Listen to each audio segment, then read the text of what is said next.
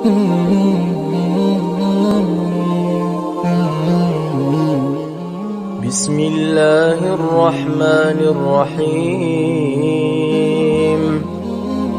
Ini sekarang mau enggak dapat syafaatku? Ikuti muazzin dan baca doa azan, kemudian dapat syafaatku. Berapa minit? Tak sampai 2 minit. Ikuti muazzin, selesai azan, doa ini tak sampai 2 minit. Allahumma salli ala Muhammad wa ala ali Muhammad, Allahumma rabbani da'wati tamma was salatil qa'imah ati Muhammad, dan sampai akhir, innaka la tukhliful mi'ad. Berapa lama? 2 minit, 3 minit? Tak apa-apa, 5 minit. Tapi dapat jaminan syafaat Nabi Muhammad. Hanya waktunya cuma 5 minit. Kira-kira siap? Mulai hari ini? Menurut saya, yang saya sampaikan wallahi sederhana, sangat sederhana, tapi butuh perhatian aja, butuh perhatian. Yang ketiga, jangan tinggalkan sunnah qabliyah subuh. Walaupun anda malas menjaga sunnah qabliyah ba'diyah. Kalau anda merasa diri malas, banyak kan ada sunnah qabliyah ba'diyah. Kan ada sunnah qabliyah zuhur, ba'diyah zuhur, ada qabliyah ba'diyah maghrib, ba'diyah isya, qabliyah subuh. Kalau anda merasa malas melaksanakan sunnah-sunnah, minimal jangan tinggalkan sunnah subuh. Pahalanya lebih besar daripada dunia dan seisinya. Walaupun anda telat bangun, sudah kesiangan, tetap wajib ambil air wudu, laksanakan sunnahnya baru salat subuhnya. Walaupun anda bangun jam 11 siang, tetap banyak orang karena ketiduran dan terlewat waktunya, dia tidak salat subuh. Terus ini hutang, wajib bayar, dan tidak bisa besok ganti subuh 2 kali. Tidak ada di dalam agama. Subuh, ya udah, ya Allah, nawaitu salat subuh yang kemarin karena saya ketiduran lillahi ta'ala. Udah bisa. Apa kata ini? Bukan, mohon maaf, ini bukan kata saya supaya orang jangan ini pendapat baru. Bukan kata saya, tapi kata Rasulullah SAW. Bukan kata Majlis Ulama Indonesia, bukan kata saya, bukan kata siapa-siapa. Kata Rasulullah SAW di hadis yang sahih, man nama an salatin aw nasiyaha falyusalliha mata dzakaraha la kaffarata laha illa dzalik. Ya Allah, terima kasih ya Rasulullah. Sepertinya Rasul sudah diberitahu umatnya bakal ketiduran banyak dari salat. Makanya sudah diberikan solusi. Seandainya ketiduran, ini juga kata Rasulullah, man nama an salatin, silahkan nanti anda pas pulang buka di Google, biar lihat sanad hadisnya ini. Oh, Syekh Ali kau bawain hadis yang dah benar. Silahkan. Tahu, kenal enggak Syekh Google? Syekh Google kenal? InsyaAllah semua ilmu dia tahu. Tinggal masukin aja. Barang siapa yang ketiduran dari salat, hadis, terus klik, dia keluar. Semua dasarnya apa itu dijelaskan. Semua. Mau bahasa Arab ada, mau bahasa Indonesia ada, mau bahasa Inggris pun ada. Syekh Google hebat. Man nama an salatin aw nasiyaha falyusalliha mata dzakaraha la kafarata lahu illa dzalik. Barang siapa yang ketiduran, coba ketiduran.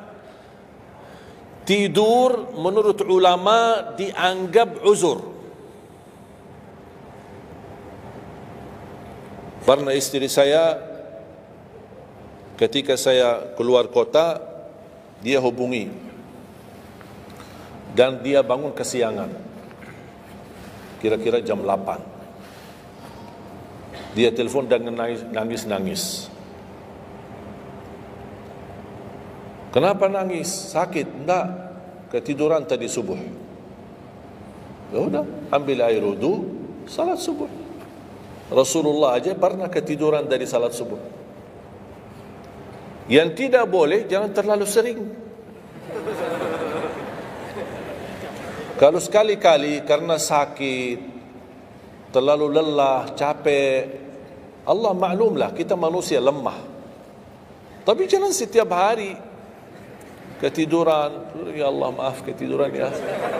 Kira-kira di jam kantor, kalau setiap hari kita telat, alasannya, ya maaf bos, ketiduran.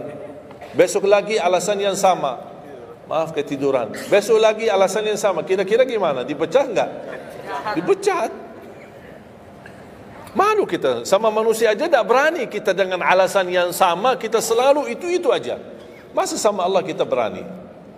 Sekali-kali boleh uzur, capek, sakit, sekali-kali, tapi jangan terlalu sering. Ketika kita bangun, jam berapapun wajib laksanakan, karena kata Rasulullah, tidak ada kafara yang lain. Tidak ada kata ganti dengan uang, atau ganti dengan sedekah, atau ganti dengan, tidak bisa. Tunaikan. Falyusalliha, kata Rasulullah, falyusalliha, segerakan salat itu jam berapapun, walaupun kesiangan.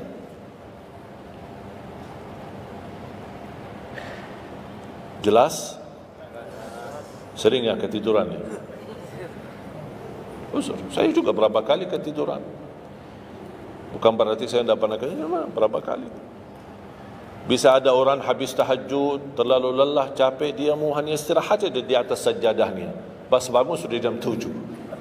Padahal Masya Allah tahajud, semangatnya tahajud, tapi ketiduran salat subuh. Makanya ini harus disesuaikan kemampuan. Anda merasa diri kalau salat tahajud 8 rakaat, bangun jam 2, ya Allah kuat, tidak kuat ini. Kembali kepada kemampuan. Tahajud tidak harus 8 rakaat. Tahajud tidak harus 20. 2 rakaat, tutup witir sudah tahajud. Dan tahajud pun, salat malam tidak harus tidur dulu. Ada orang, harus tidur, walaupun tutup mata sebentar, terus buka lagi. Ini ilmu baru di Indonesia. Saya pernah share satu video, ada satu komen dari jamaah, enggak, saya belajar harus tidur dulu, walaupun tutup mata sebentar, terus buka lagi. Kembali kepada kemampuan. Ada yang biasa tidur, bangun tengah malam, sepertiga akhir, itu lebih afdal. Tapi ada yang tahu dirinya, kalau saya tidur mana bisa bangun. Udah, mendingan daripada tidak ada tahajud malam itu, mendingan kita salat. Dan ini bukan kata saya, dan bukan kata ulama, tapi kata Rasulullah sallallahu alaihi wasallam. Sebagaimana di hadis yang sahih, kata Abu Hurairah radhiyallahu an, pernah Rasulullah menwasiatkan aku jaga witir sebelum tidur. Berarti Rasul mengizinkan kita melaksanakan ibadah salat malam, di antaranya witir sebelum tidur. Umar bin Khattab radhiyallahu anhu punya kebiasaan witir sebelum tidur. Ditanya, kenapa witir sebelum tidur? Dia kata, saya takut meninggal dunia dalam keadaan tidur, belum tertulis nama saya sebagai ahli witir. Saya punya kebiasaan, habis pulang ke rumah, sebelum tidur ambil air wudu, salat 2 rakaat sunnah wudu, kemudian salat 2 rakaat muqaddimah witir, kemudian 1 rakaat witir, baru saya tidur. Kalau dapat bangun lagi, alhamdulillah bisa tahajud, tapi tidak boleh witir lagi karena sudah witir duluan. Sudah faham? Sederhana enggak Islam ini? Sederhana.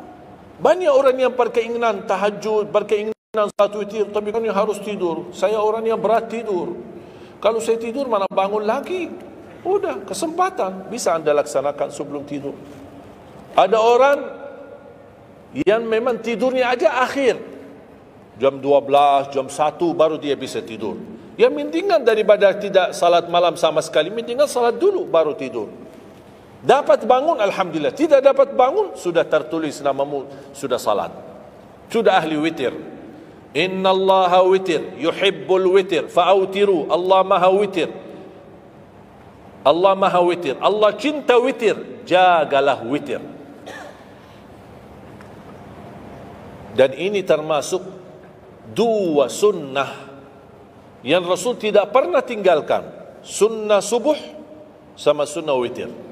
Sakit, sehat, mukim, di dalam kota, musafir, keluar kota, perang, aman, damai, tetap tidak pernah tinggalkan 2 sunnah itu. Sunnah subuh sama sunnah witir. Itu kebiasaan Rasulullah SAW. Kalau anda merasa pun sakit, tidak bisa berdiri, tidak bisa qiyam, bisa anda laksanakan witir dalam kondisi duduk.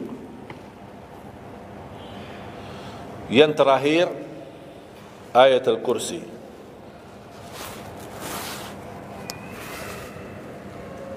Jangan tinggalkan ayat al-kursi lepas salat.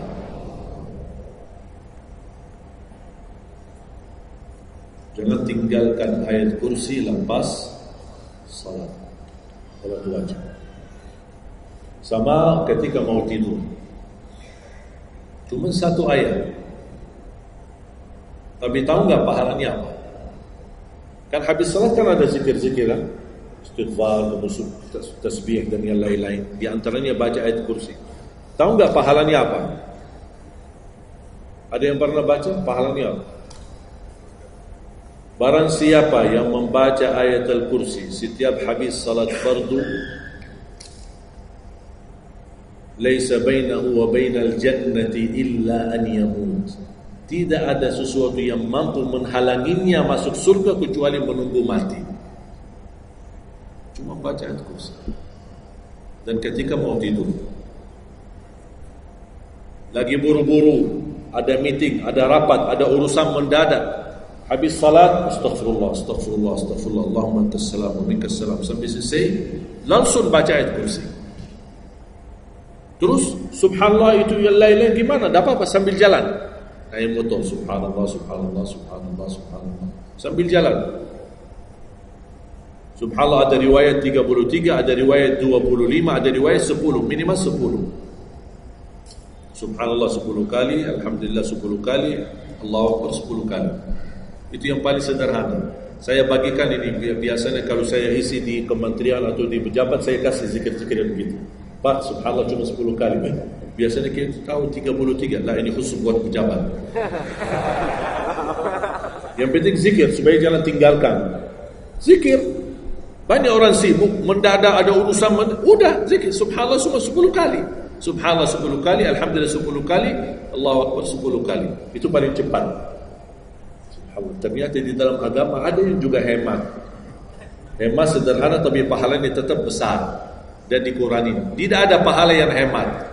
Semuanya pahala sempurna, semuanya pahala agung, sempurna dan luar biasa dahsyat balasan Allah Subhanahu wa taala. Makanya jangan disia-siakan. Yang sederhana ini, makanya saya buat buku 20 amalan ringan tapi pahalanya sangat menakjubkan. Karena selama saya di Indonesia, saya sudah tahu prinsip orang Indonesia. Orang Indonesia tidak suka yang ribet-ribet. Yang ribet-ribet tidak suka. Yang susah-susah tidak suka. Orang Indonesia mau mudah yang ingat, mudah dihafal, mudah diamalkan dan masuk surga. Itu orang Indonesia. Ya, jadi yang susah-susah, iya gimana ini suruh baca 1000 kali. Mana ada waktu 1000 kali. Baca ada sudah 100 kali, udah ngantuk. Saya kasih yang sederhana. Kenapa saya kasih? Karena kemampuan beda-beda. Ada yang tekadnya tinggi, kemampuannya luar biasa dahsyat, bisa ribuan kali dia berzikir, dia silakan. Dan ada yang melarang kita berzikir, bebas, berapapun. Tapi ada yang malas. Udah. Jadi alhamdulillah di dalam ajaran Islam kita ada malas ya ini malas. Makanya saya bikin 20 amalan dan ini buku 20 amalan ringan. Pahalanya sangat menakjubkan. Pahalanya sangat besar walaupun amalannya ringan, mudah, sederhana. Dan buku ini hanya laku di Indonesia, tidak laku di Arab.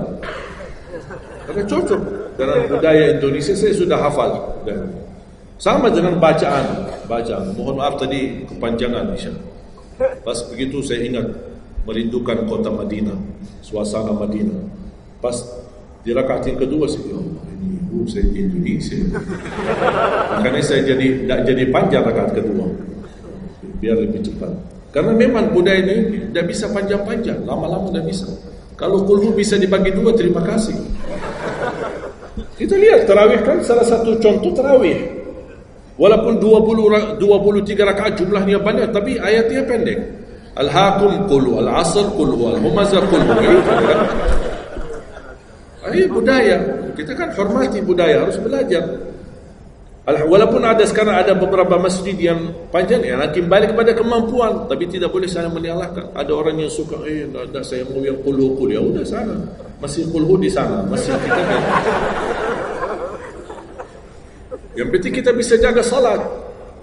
Dan yang terpenting dalam salatnya adalah yang terjaga kekhusyuan. Bukan masalah jumlahnya, bukan masalah kepanjangannya, tapi kekhusyuan.